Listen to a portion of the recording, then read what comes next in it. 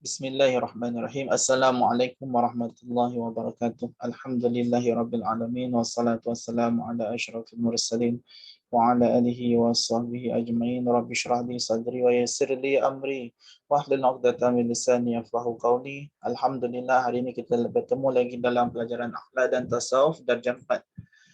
Dalam pelajaran 8 ke surat 31. Belajar boleh muka surat 31, iaitu ilmu tasawuf. Tajuk pelajaran kita pada hari ini, kita mulakan pelajaran pada hari ini dengan membaca doa sebelum belajar. Bismillahirrahmanirrahim.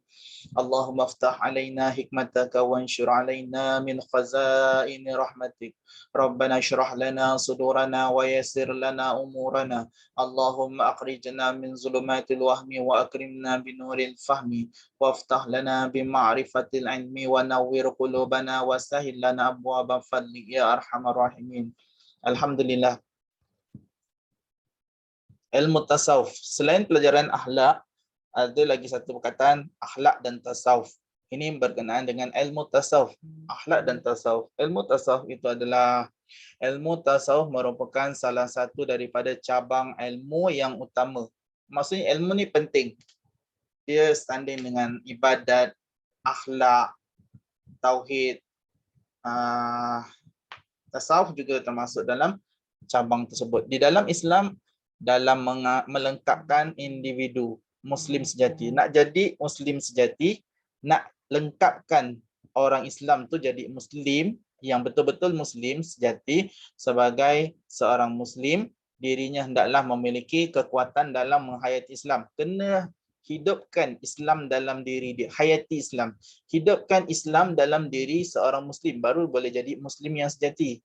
Dihidupkan agama Islam dalam diri Muslim tu. Iman dan ihsan. Kena ada iman, kena ada ihsan. Kena ada Islam, kena ada iman, kena ada ihsan. Hidupkan Islam, iman dan ihsan dalam Muslim itu, baru jadi Muslim yang sejati. Hayati maksudnya hidupkan Islam, iman dan ihsan dalam jiwa Muslim itu. Pembentukan akhlak zahir dalam diri setiap Muslim adalah pancaran. Apa yang nampak pada zahirnya adalah pancaran daripada kesucian dan ketulusan hati. Semua dalam hati. Apa yang kita nampak zahirnya, semua daripada hati. Kalau luarnya nampak baik, hatinya baik. Kalau luarnya nampak jahat, hatinya jahat. Pengertian ilmu tasawuf dari segi bahasa, ilmu yang membahaskan pembersihan hati. Ilmu ni bahaskan macam mana nak bersihkan hati. Nabi SAW dibersihkan hatinya, iaitu dibedah oleh malaikat Jibril, dibasuh hatinya. Kita manusia biasa, kita tidak dibuat macam tu. Kita kena ada ilmu tasawuf. Panca indera, kena bersihkan panca indera, mata, telinga, mulut, tangan, kaki, apa yang kita gunakan untuk mencari dosa dan pahala, kena bersihkan supaya semua jadi pahala. Dari segi istilah, suatu ilmu yang mempunyai beberapa kaedah dan cara. Ilmu ni ada kaedah cara yang dengannya dapat panduan untuk membaiki hati dan panca indera. Kalau kita gunakan ilmu ni, dapat cara nak baiki panca indera.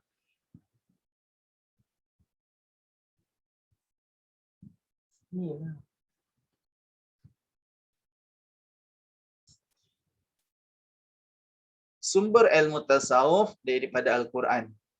Kita banyak sumber ilmu tauhid, ibadat, akhlak, semua daripada Al-Quran. Tasawuf juga daripada Al-Quran. A'udzubillahi minasyaitonirrajim. Dalil sumber daripada Al-Quran. Wan tazawwadu fa in khairaz zadi taqwa. Wa tazawwadu fa inna khairaz zadi taqwa. Wattaqun ya ulil albab. Surah Al-Baqarah ayat 167. Artinya, dan hendaklah kamu membawa bekal dengan secukupnya. Allah perintahkan kita bawa bekal. Bekal apa? Islam, iman, takwa. Kerana sesungguhnya sebaik-baik bekal itu ialah memelihara diri. Pelihara diri kamu dari keaiban meminta sedekah. Jangan jadi orang yang meminta sedekah.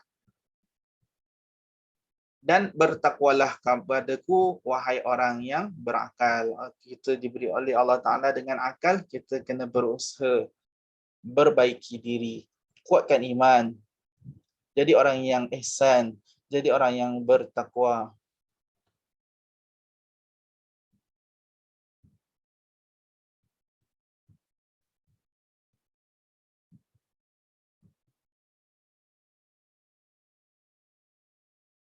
Al-Hadis.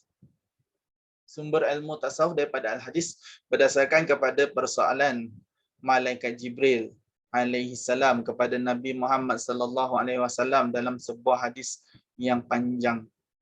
Dalam sebuah hadis yang panjang, ni hadisnya dipotong, hadisnya diambil sedikit, iaitu di hujung-hujung hadis ini.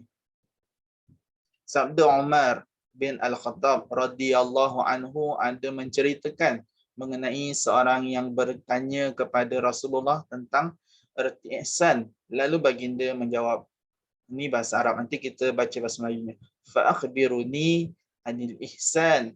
Qala an ta'budallah ka'annaka turah.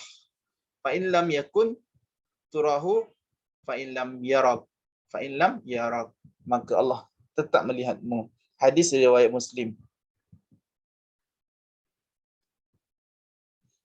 Okey, ni yang tadi. Kita lihat daripada ertinya, sabdanya. Artinya, ihsan itu, kita lihat dari sini. Dalam kurungan ni, ihsan itu ialah bahawa engkau mengerjakan ibadat kepada Allah. Ihsan, engkau mengerjakan ibadat kepada Allah Ta'ala seolah-olah engkau melihatnya. Seolah-olah kita nampak depan kita Allah yang menjaga kita. Maka jika engkau tidak melihatnya, kalau kita tak dapat lihat Allah yang menjaga kita, sesungguhnya Allah tetap melihatmu. Allah Ta'ala tetap melihat hamba-hambanya. Berapa juta hambanya pun Allah tetap melihat satu persatu. Allah Ta'ala maha berkuasa melihat satu persatu. Walaupun berbilion-bilion manusia di atas muka bumi Allah, Allah tetap melihat semua hamba-hambanya. Tengah buat apa, buat baik ke, buat jahat ke, apa yang manusia buat, Allah Ta'ala tetap melihat semua hamba-hambanya. Walaupun bilangan hambanya berbilion-bilion. Allah Ta'ala tetap melihatmu, memerhatikanmu. Jadi jangan kita buat jahat, Allah tetap melihat. Buatlah yang baik.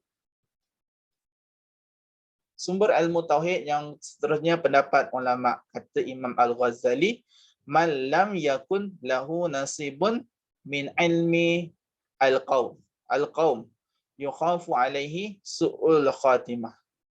Man lam yakun lahu nasibun min ilmin al-qaum yukhafu alaihi su'ul khatimah.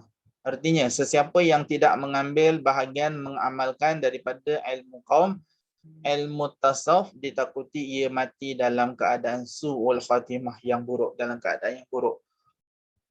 Kena ambil ilmu tasawuf. Kalau ambil ilmu tasawuf, kita dengan izin Allah kita mati dalam keadaan yang baik. Kita semua nak mati dalam keadaan yang baik, bukan mati dalam keadaan yang buruk. Orang mati yang tidak mengucap, tak sempat mengucap kalimah syahadah, itu mati dalam keadaan yang buruk. Contohnya tu, orang bila mati tidak sempat mengucap kalimah syahadah, itu adalah contoh mati dalam keadaan yang buruk. Minta dijauhkan. Sekian, terima kasih pelajaran kita pada hari ini. Kita akhiri dengan doa selepas belajar. Bismillahirrahmanirrahim. Rabbana la tuzigh qulubana ba'da idh hadaitana wa hab lana min ladunka rahmah innaka antal wahhab. Ya Fattahu ya Alim, iftah qulubana futuhal arifin. Allahumma inna nastaudi'uka ma 'allamtanahu farudduhu ilaina inda hajatina ilaihi wa la tunsinahu ya rabbal alamin. Wa sallallahu ala sayyidina Muhammad wa ala alihi wa sahbihi wa sallam. Alhamdulillahirabbil alamin. Sekian, nantikan soalan Google Form daripada saya. Assalamualaikum warahmatullahi wabarakatuh.